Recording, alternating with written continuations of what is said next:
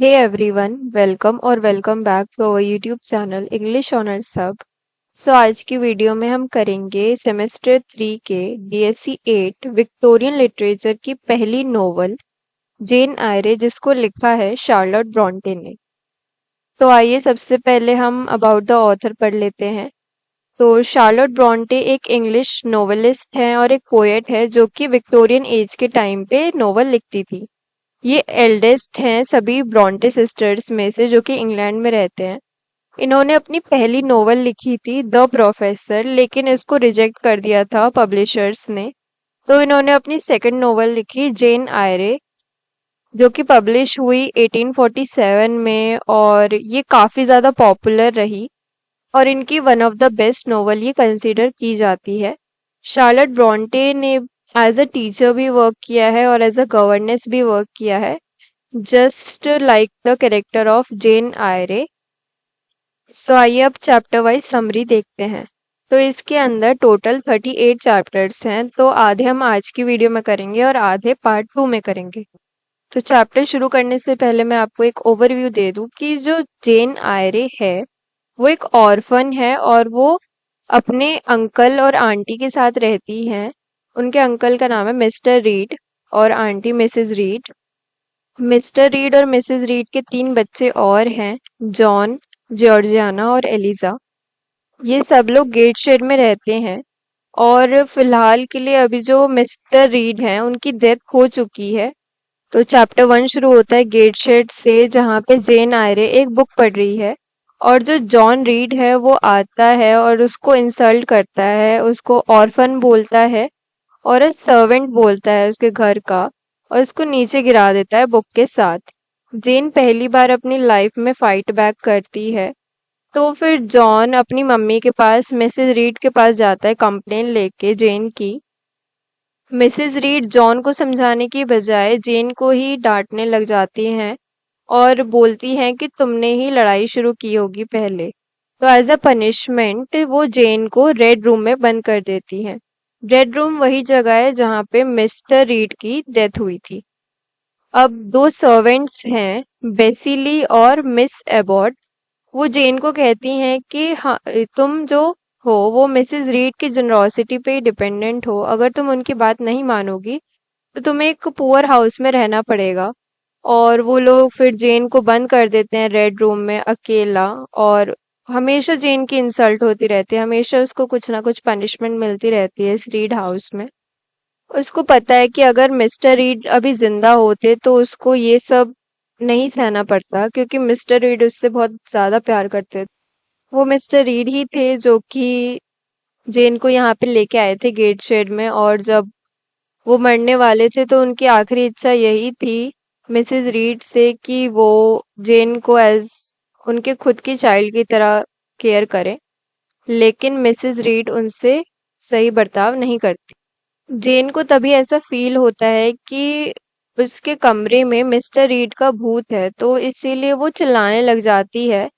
Servants दरवाजा खोलते हैं लेकिन मिसेस रीड कहती है कि इसकी बात मत मानो। फिर उसको दोबारा से बंद कर देते हैं अंदर और वो बेहोश हो जाती है।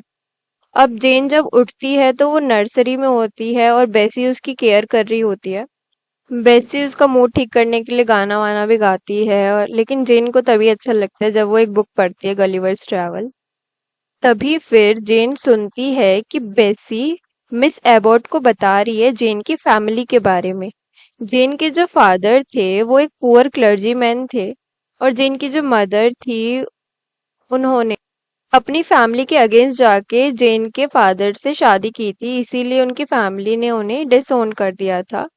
और जब जेन पैदा हुई तो उनकी उनके जो मदर फादर थे उनको टाइफस हो गया, जिसकी वजह से उनके पेरेंट्स जो थे उनकी डेथ हो गई। फिर जेन के जो अंकल थे मिस्टर रीड, उन्होंने अडॉप्ट कर लिया जेन को, और मिस्टर रीड भी मर गए फिर 1 साल बाद। बट उन्होंने अपनी वाइफ से प्रॉमिस लिया कि वो जेन को वैसे ही रेज करेंगी जैसे वो अपने खुद के बच्चों को करें, जॉन, एलिजा और जॉर्जियाना। अब कुछ महीनों बाद जेन वेट कर रही है कब उनका स्कूल चालू हो, तो फाइनली उनका इंटरव्यू लिया जाता है मिस्टर ब्रोकलहर्स्ट इंटरव्यू लेते हैं जेन का, जो कि हेडमास्टर है लोवर्ड स्कूल के। तो फाइनली जेन फिर गेटशेड को छोड़ के लोवर्ड स्कूल चली जाती है। लोवर्ड स्कूल एक चैरिटी स्कूल है ऑर्फन गर्ल्स के लिए। पहले दिन से ही वो देखती है कि यहाँ का जो स्कूल है बहुत स्ट्रिक्ट स्कूल है और स्टूडेंट्स को बस बच्चा कुच्चा खाना ही मिलता है, उनको अच्छा खाना नहीं मिलता है। यहाँ की जो स्कूल की सुपरिटेंडेंट है मिस मारिया टेम्पल, वो कभी कभी अच्छा खाना प्रोवाइड करवा देती हैं बच्चों को, और ये कुछ सब्जेक्ट्स भी पढ़ाती है स्कूल में। जेन को फिर एक गर्ल दिखती है, इस गर्ल का नाम है हेलेन बर्न्स। हेलेन बर्न्स भी एक ऑर्फन है जेन की तरह ही। जेन इतना यूज टू नहीं है स्ट्रेंजर्स के साथ बात करने के लिए, बट उसको एक इमीडिएट कनेक्शन फील होता है हेलेन के साथ। जेन उससे काफी सारे सवाल पूछती है यहाँ के टीचर, स्कूल, ब्रोकलहर्स्ट सबके बारे में, और हेलेन भी उसका काफी अच्छे से जवाब देती है। जेन काफी ओवरवेल्म है लेसन्स को लेके और हेलेन उसको बहुत पसंद है।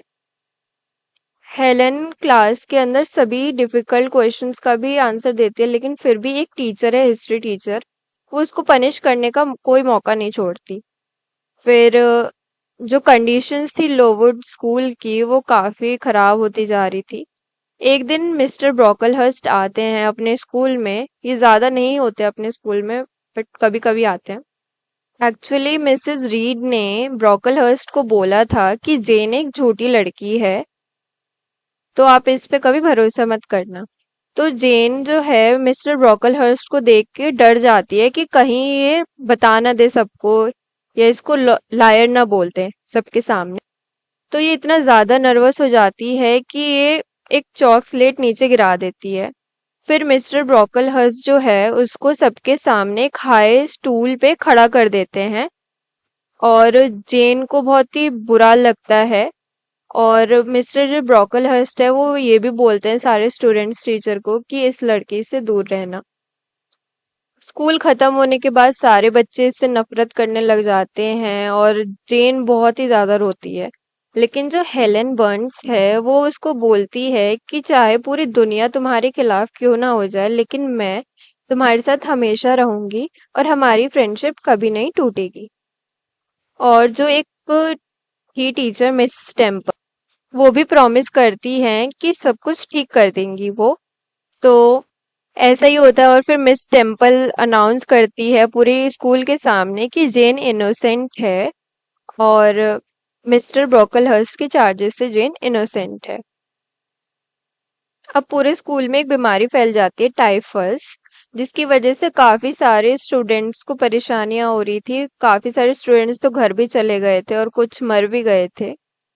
जेन को फिर पता लगता है कि हेलेन भी बीमार है। हेलेन को टाइफस तो नहीं हुआ है लेकिन उसको टीबी हुआ है, और उसको क्वारंटाइन में रखा है मिस टेम्पल के रूम में।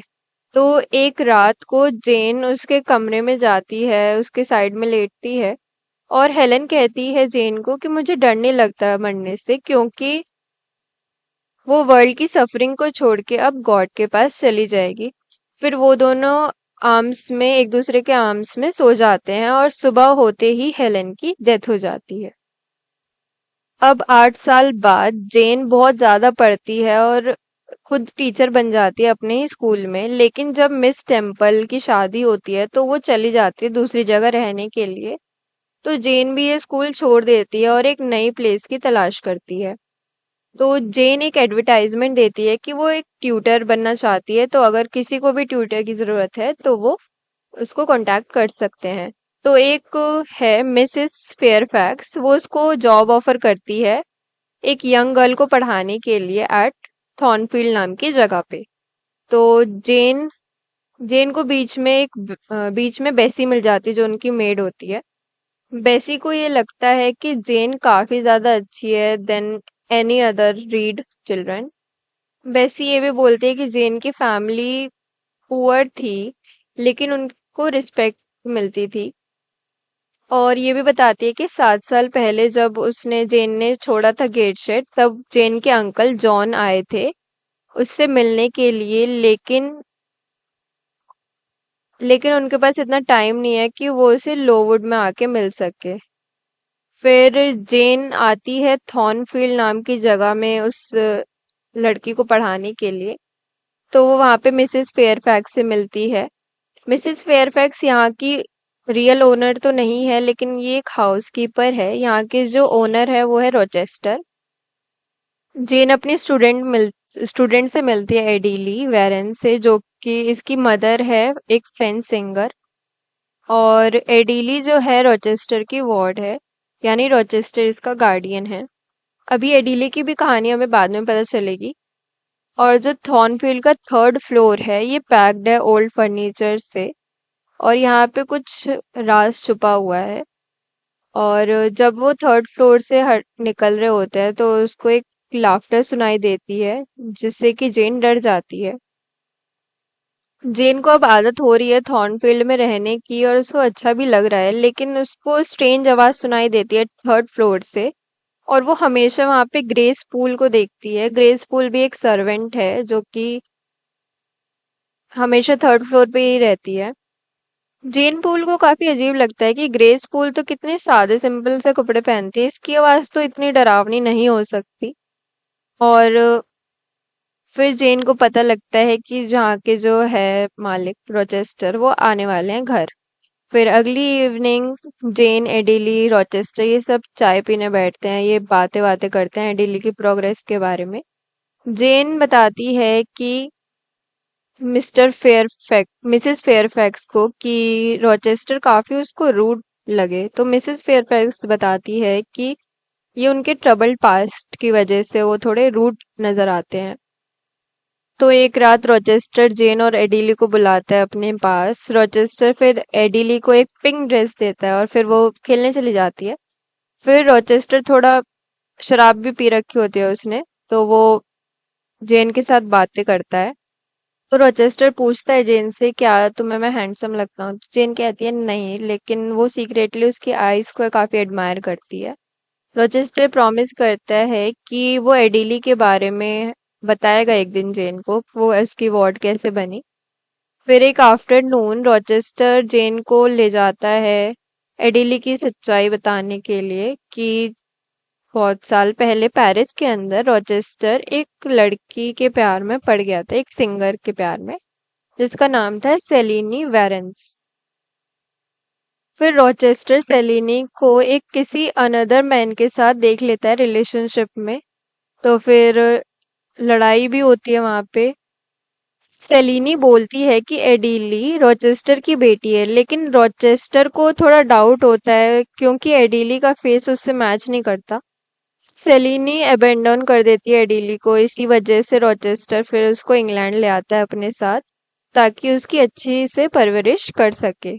तो उसी रात को जेन सोचती है रोचेस्टर की स्टोरी के बारे में। और फिर उसको कुछ स्ट्रेंज नॉइस आने लगती है हॉल से। तो वो हॉल में जाती है, तो वहां पे उसको रोचेस्टर के बेडरूम से धुआं निकलते हुए दिखता है। तो रोचेस्टर को देखते हैं तो वो तो सो रहा है आराम से, लेकिन जो उसके बेड कर्टेन्स हैं उनमें आग लग चुकी है। तो वो कर्टेन्स पे पानी डालती है और आग बुझा लेती है और उसकी जान बचा लेती है। रोचेस्टर काफी शुक्रिया करता है जेन को। अब धीरे धीरे जेन को जो है रोचेस्टर से प्यार हो रहा है। फिर नेक्स्ट चैप्टर में जब भी जेन पूछती है लाफ्टर के बारे में जो थर्ड फ्लोर से आती है, तो ग्रेस यही बोलता है कि ये सब आपकी इमेजिनेशन है, आप सिर्फ बेडरूम को लॉक करके सोए। फिर रोचेस्टर एक नियर बाय स्टेट में चले जाता है एरिस्टोक्रेट्स के साथ पार्टी करने के लिए। उसमें से एक लड़की भी होती है, ब्लैंची इंग्रैम। तो रोचेस्टर एक हफ्ते के लिए बाहर ही रहता है। फिर वो आता है थॉर्नफील्ड वापस ग्रुप ऑफ गेस्ट के साथ। तब तक जेन ये नजर रखती है ग्रेस पूल के ऊपर, ये हमेशा अपस्टेयर्स पे ही रहती है। और इसको थोड़ा कुछ अजीब भी लगता है क्योंकि इसने बाकी सर्वेंट्स से सुना था कि ग्रेस को ज्यादा सैलरी मिलती है देन अदर सर्वेंट्स। तो रोचेस्टर फिर सबके साथ आता है अपने गेस्ट वगैरह के साथ। ब्लेंची इंग्रैम भी काफी सुंदर दिख रही होती है उनमें से, जितना जेन इमेजिन भी नहीं कर सकती। तो जेन जब भी रोचेस्टर को ब्लांच के साथ देखती है तो जेन को ये लगता है कि ये अब रोचेस्टर ब्लांच से शादी कर लेगा, उसके प्यार में ये पड़ गया है। तो गेस्ट रहते हैं कुछ दिन तक। हर दिन हर रात जेन को देखना पड़ता है ब्लैंच को कि वो फ्लर्ट कर रही है रोचेस्टर के साथ, और जेन को अब भरोसा हो गया है कि ये ब्लैंच के साथ ही शादी कर लेगा। तो एक दिन रोचेस्टर बिजनेस के लिए बाहर गया होता है, तभी एक जेंटलमैन आता है, स्ट्रेंज जेंटलमैन, जिसका नाम है मिस्टर मेसन। वो रोचेस्टर से मिलने आया होता है। तो मिस्टर मेसन से पता लगता है जेन को कि रॉचेस्टर और मिस्टर मेसन वो इन दोनों का बिजनेस था वेस्ट इंडीज में। फिर कुछ रातों बाद रॉचेस्टर अभी भी बाहर है, और एक जिप्सी वुमेन आती है उनके घर पे उनका फॉर्च्यून बताने के लिए। ओल्ड मैन जेन से मिलना चाहती है। ओल्ड वुमेन वो जेन से मिलती है। जिप्सी बताती है जेन को कि जेन अपनी फीलिंग को हमेशा दबाती रहती है, और जिप्सी ये भी कहती है कि वो अपनी हैप्पीनेस के काफी नजदीक है, उसकी जिंदगी में जल्दी खुशियां आने वाली है। जैसे जैसे जिप्सी वुमेन बोलती रहती है तो उसकी वॉइस जो है वो काफी भारी होती जाती है। तो जेन सडनली रिकॉग्नाइज करती है कि जिप्सी के वॉइस और हैंड, ये जिप्सी नहीं है बल्कि रॉचेस्टर है जो कि डिस्गाइज होके आया है। तो रॉचेस्टर फूल करता है उसको। फिर वो ये भी बताती है कि मिस्टर मेसन आए थे आपसे मिलने के लिए जब आप बाहर थे। तो आज की वीडियो में हम सिर्फ चैप्टर 19 तक ही करेंगे, बाकी के जो 19 चैप्टर बच गए हैं वो हम नेक्स्ट पार्ट में कवर करेंगे। सो आई होप आपको सब समझ आया हो। ये नोट्स आपको टेलीग्राम चैनल पे मिलेंगे, तो उसे ज़रूर से ज्वाइन कर ले, लिंक डिस्क्रिप्शन में आपको मिल जाएगा। यहाँ तक आ ही गए हो तो like, comment, share and subscribe करना ना भूलें। Thanks for watching. खत्म। Bye bye, tata, good bye.